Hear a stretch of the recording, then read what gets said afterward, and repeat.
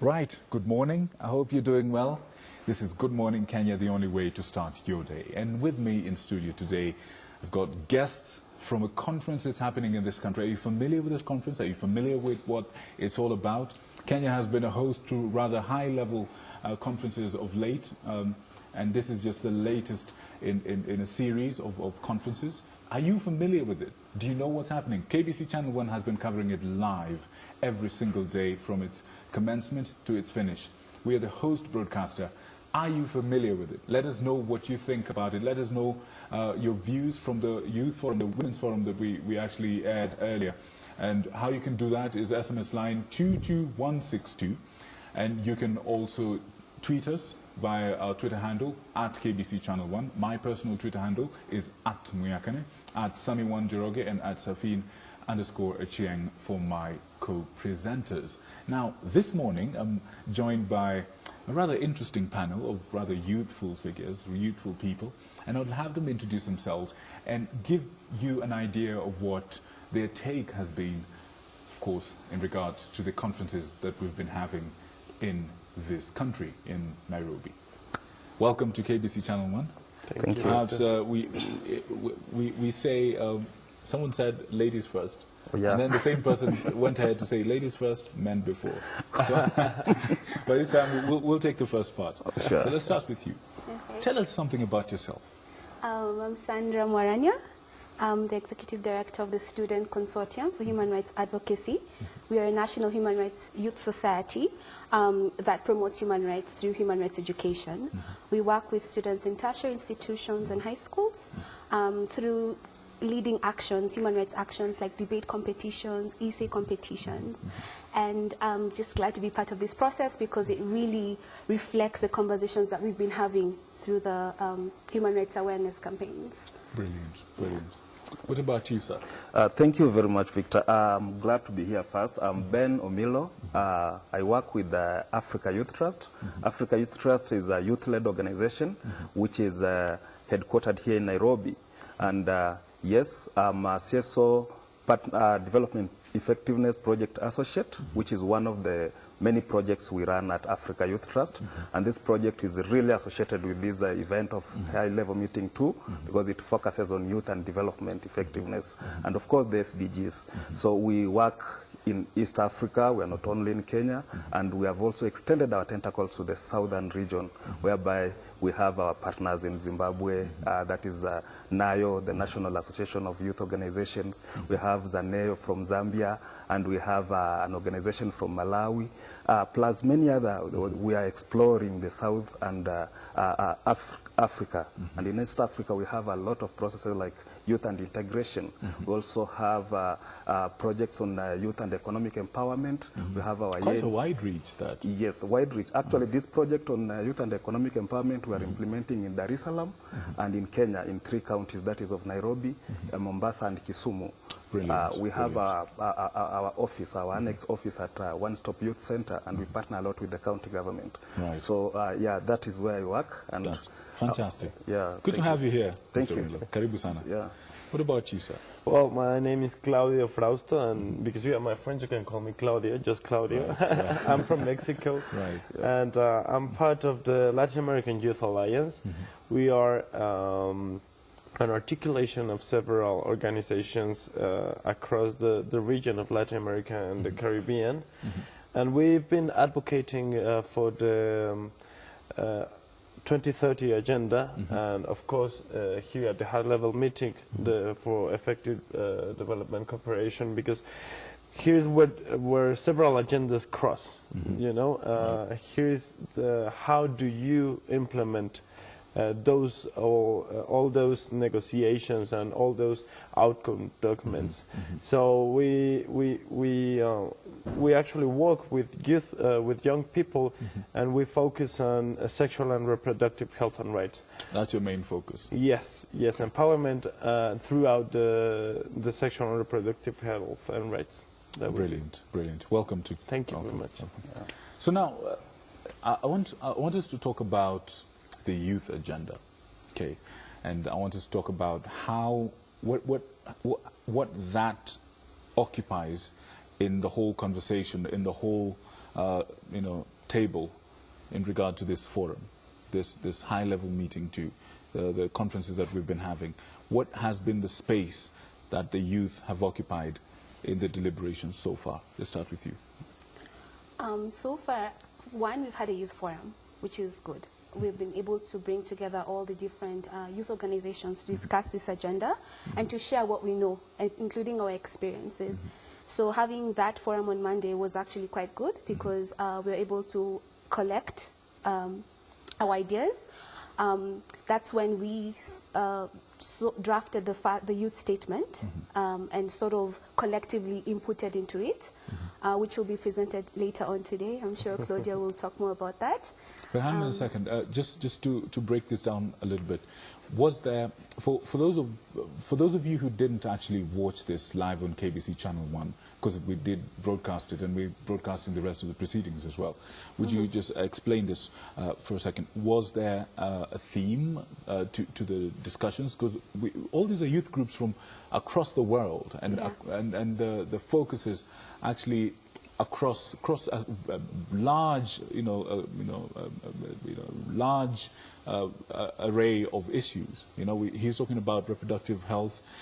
He's talking about matters, youth and the economy, youth and governance, youth and you're talking about youth and human rights. He's got quite a large cover as well. So was there a major agenda or a theme that brought all these youth groups together, or what was it?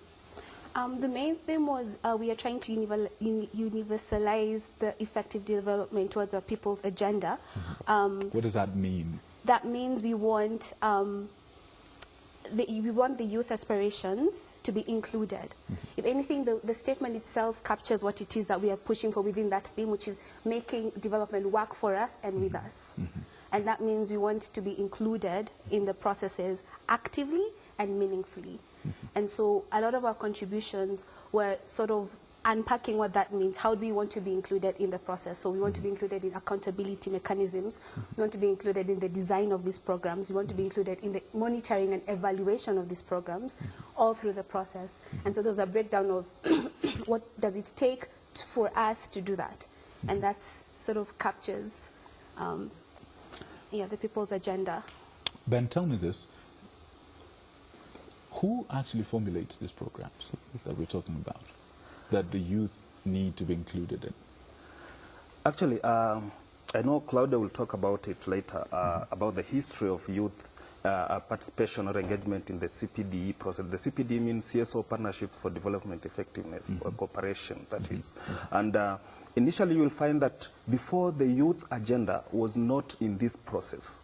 But I think from Mexico is when young people started pushing for their space. There was no space for the youth.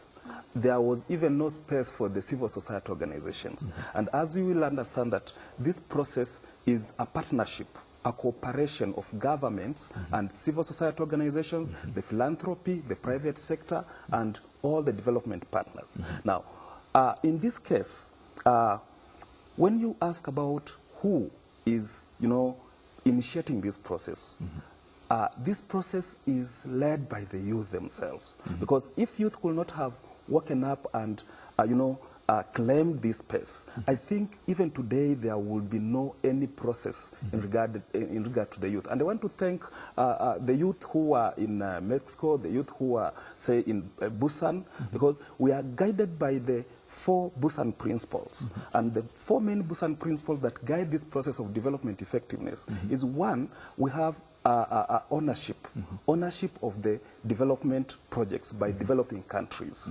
That is one. 2, we have focus on results, that all development projects must have tangible results. We must see that when aid is allocated in Africa or in any developing country, we have to see it is results. Is the results effective to the, you mean the beneficiaries? The beneficiaries, the people who are targeted. And who are these beneficiaries? Right. We also have... that's number 2? Yeah, that's number 2. We also have matters on, is it monitoring and evaluation?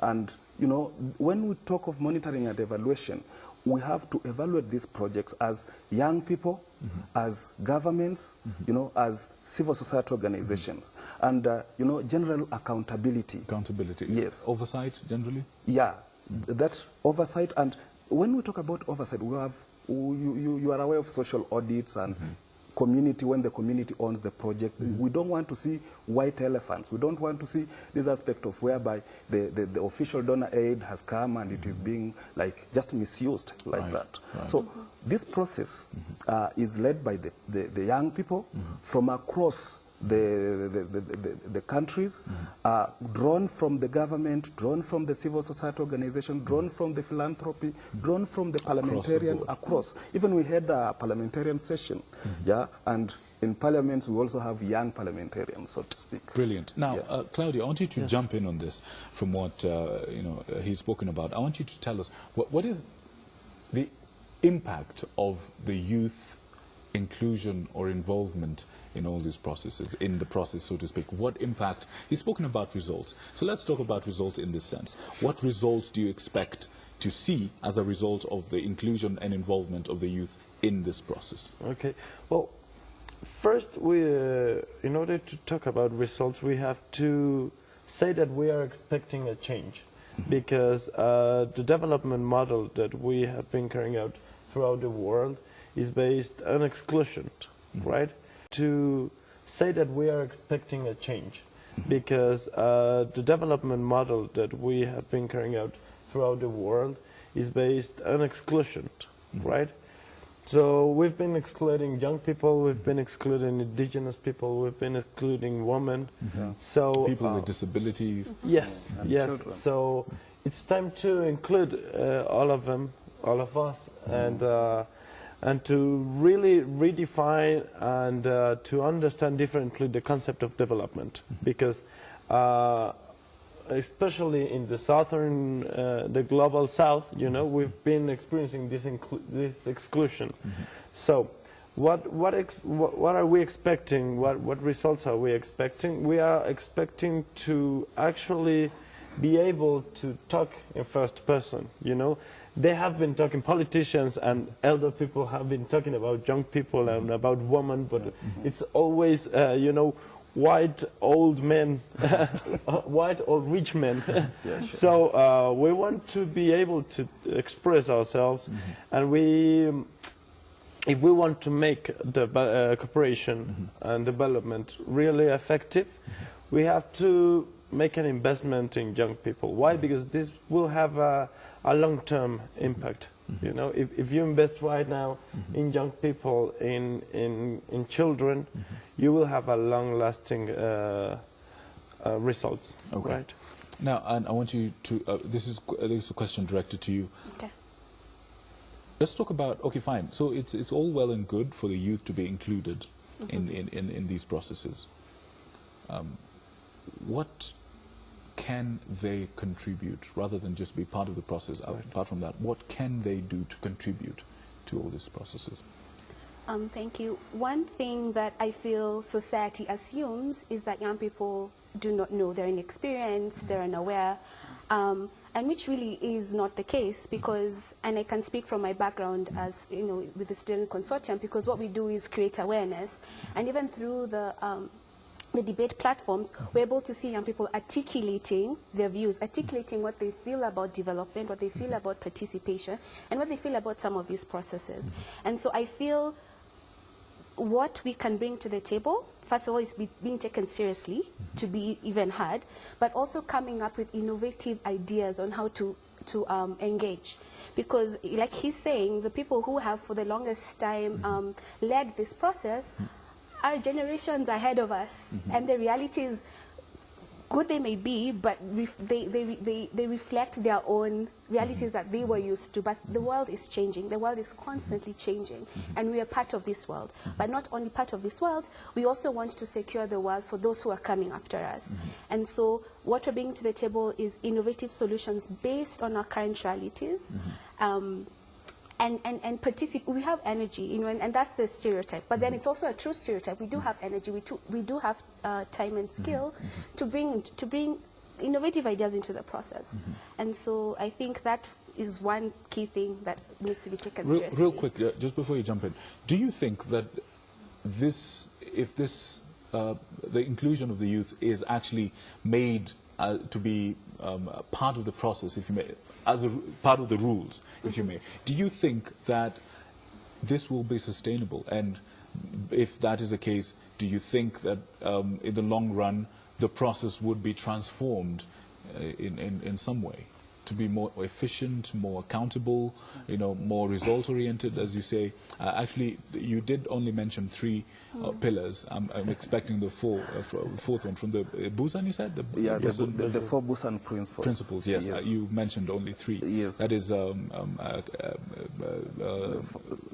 number one was in regard to accountability. Yeah. The second one was in regard to ownership and results. Then the result. Then we have inclusion, I think. Inclusion? Inclusion is one of the principles. Like Perfect. Yeah. So with inclusion, if this is actually, okay, it's one thing, you did say something very interesting, that the youth are pushing for their space. They're seeking to be heard away from the establishment, if you may, like, the old white people, the rich people, and all that, they're running things. Okay, so the youth are pushing for their space. Fine. Assuming this is taken up, and it's no longer a situation where the youth are pushing for their space, they have it. They have a seat at the table where decisions are made. A seat at the table. They have a voice, a vote to contribute to the process. Yes. What other, in the long run, what other benefits should we expect from that? I absolutely agree that there will be transformative change because the young people form a large proportion of the population. And if you want the world to change, especially now, we need an attitude change, a mindset shift, right? And that will happen when young people are brought into the table. Why? Because once we're taken seriously, we'll start also believing in ourselves, okay? Because I feel right now the system has sort of marginalized us, and sometimes we start believing in that, in the dysfunction. In the dysfunction, narrative. We become apathetic, we become hopeless. Well, we're like, there's nothing that we can do. But I imagine when we're taken in, we're able to, there's a conducive enabling space to enable us to actually share our ideas. And in the long run, I feel like that will start that culture shift that we're looking for. There's a movement that's called Africans Rising. And I feel especially in our region and also just in the southern hemisphere, we need to change that mindset where we've been for the longest time behind, right? In terms of not taken seriously, not taken seriously. And so for us, I feel like if we're finally put in the table as young people, then that mindset shift starts to happen. Ben, jump on this. Just to add on, I feel you have a point. Young people, for all along, have been taken as consumers of these policies, consumers of these, programs. Interesting point. At the end of the day, we don't see them being at the initiation, table. People come up with their programs, even especially during political periods, like campaigns. I'll do this for the youth. I'll do that for the youth. Have you consulted the youth? Right. At the end of the day, we think that young people, that mindset that these are still children. They don't have a stake. They don't have a voice. They should not be consulted. We know. We have been there. We have been youth. And we know what they want. Times change. These are 21st century. Yeah, the needs of young people in the 19th century or whatever is not they're not the same needs. Even communicating to the young people has changed entirely. Yes. So, and it is across the globe. It is across the globe. It is not just an African problem. It is not just a Kenyan problem. Talk of unemployment. It is cutting across. Speaking about issues that cut across the board, and it's interesting you've brought that up, and Claudia, I want you to jump in on this. It's very interesting. Both of you are from this country, from Kenya, and your reach is in East and Southern Africa, right? For you? Yeah. Your reach is in Latin America, essentially. Yeah. One common factor between these two regions is that there are many nations that are considered to be failed states. There are many nations that are considered to be developing nations, poor nations. And when I say developing nations, I use it in the way it's actually used out there, as a bad thing, as a bad label. It's developing world, third world. Okay, so let's for the sake of argument use that term. All these nations, and one of the key things that affects all these nations, that affects unemployment, as you mentioned, is corruption among the governments. What is the space for the youth in regard to matters corruption? What is the space? What in the youth statement, or is it agenda that you came up with?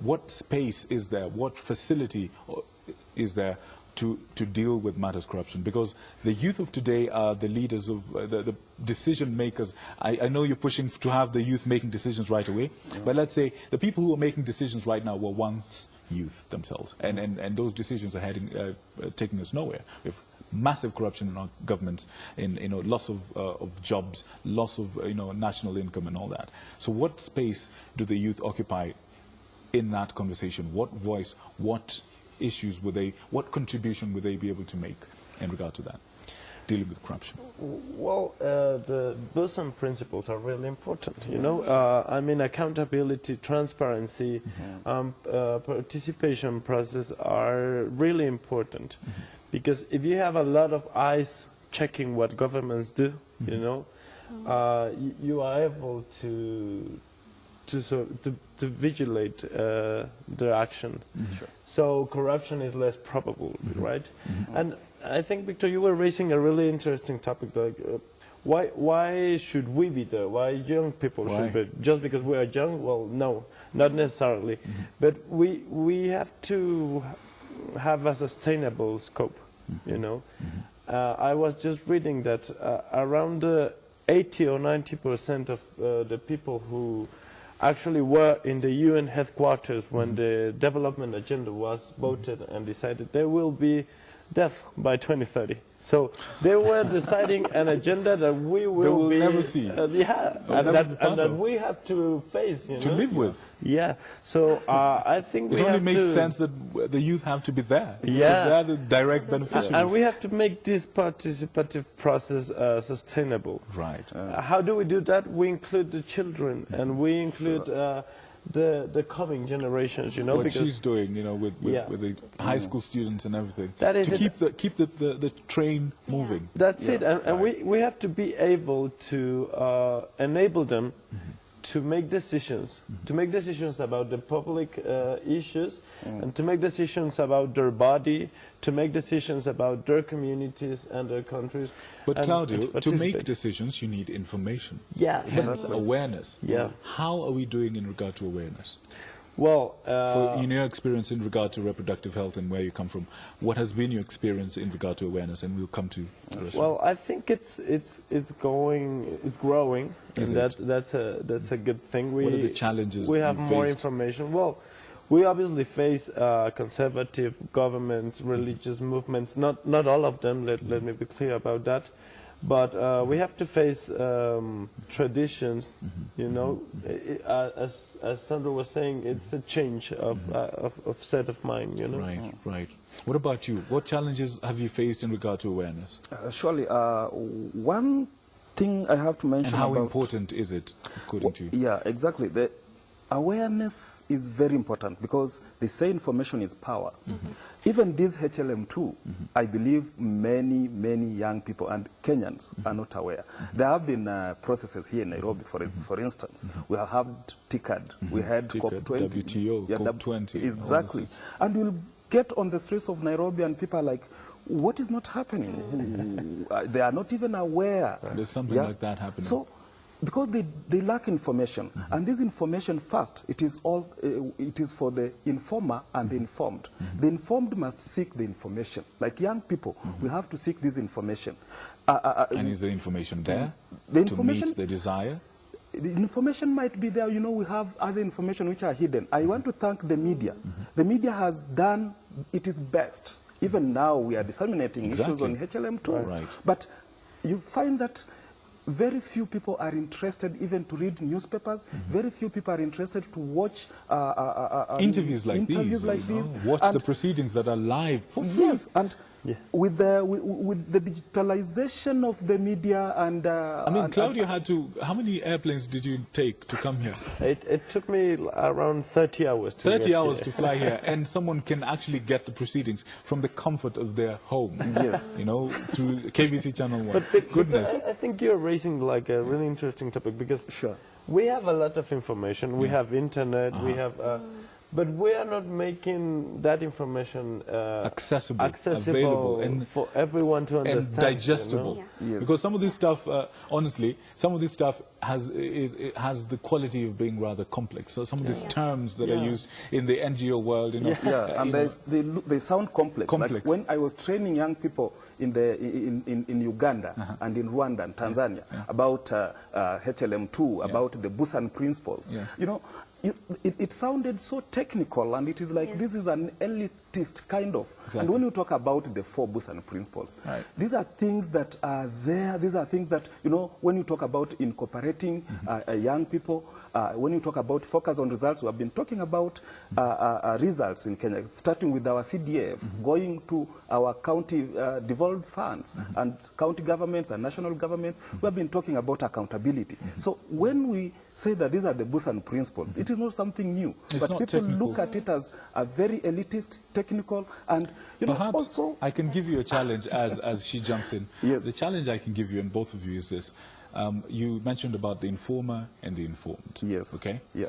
But this stuff has to be digestible. It has to be broken down to, you know, bits and pieces that the ordinary youth out there can not just grasp, but also, you know, explain to the next one. Because the awareness battle will never be won, ever.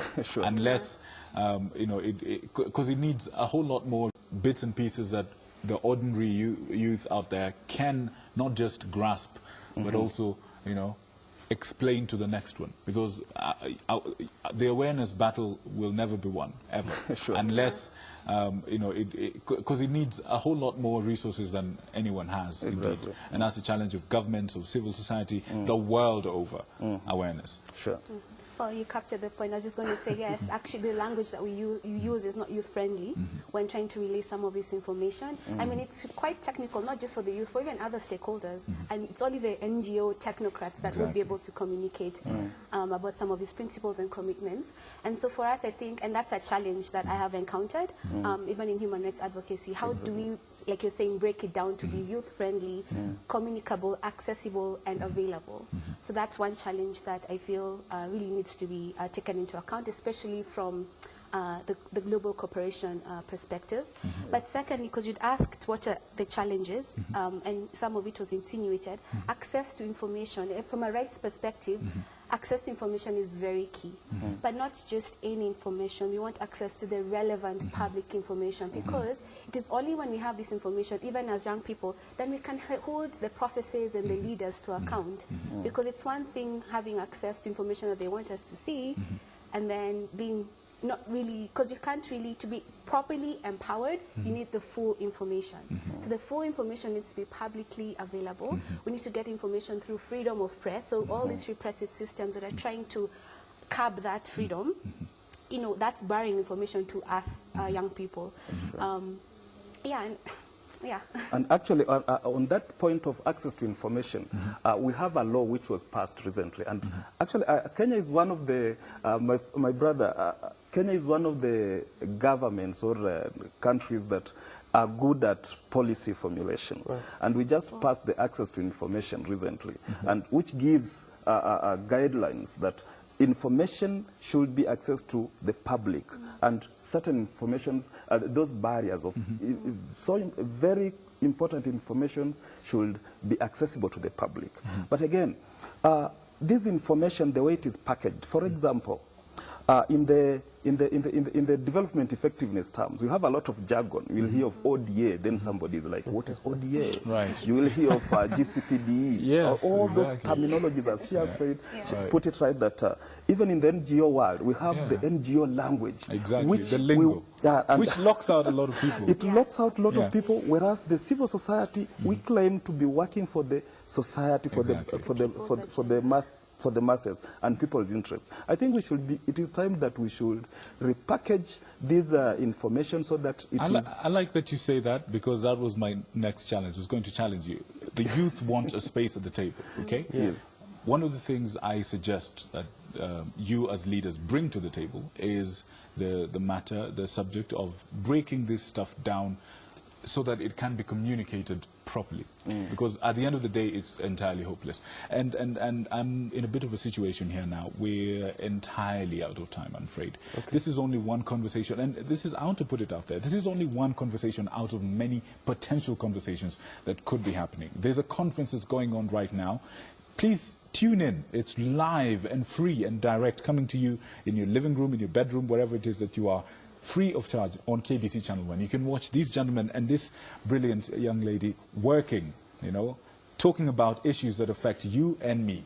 Take part in these conversations. We have access to social media. Let us take these conversations on social media. One way we can do that through our platform as KBC is use our hashtag GMKKBC. At KBC Channel 1 is our Twitter handle. My personal Twitter handle is @Muyakane. And they're going to give you their Twitter handles. Let's keep this conversation going on Facebook, on Twitter, and all the other platforms, even Snapchat and Instagram and all that. We have access to all these channels of information, and it is ultimately our responsibility to use them. As Omilo said, you know, it wouldn't help. This stuff doesn't touch you if you don't actually show interest in it, okay? So I think we better do that. As we finish, I would like to give you people essentially just a short bracket of time to give your parting shots. I know this conversation is by no means over. We've only scratched the surface, but I'm afraid we are out of time. So I just want you to think about something. Give us one thing that really is in your heart that you'd like the youth of the world to know, because this program is watched across Africa and in the diaspora. Okay. So who would like to go first? Well, hit us. Victor, I would really like to thank there's your camera, right there. The space and all the people in Kenya. Mm-hmm. I think in the end, it is about our everyday lives, you know. You should be able to go out and have a protest.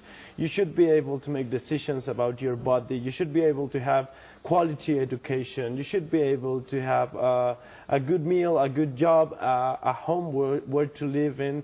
So it's all about that, really. It's about your everyday life. And all these complex stuff and terms, they are about that. So we are working, we are advocating in order to young people to exercise those rights, because they are recognized by the world, by almost every country in the world. So we have to work in order to translate them into actions and into reality.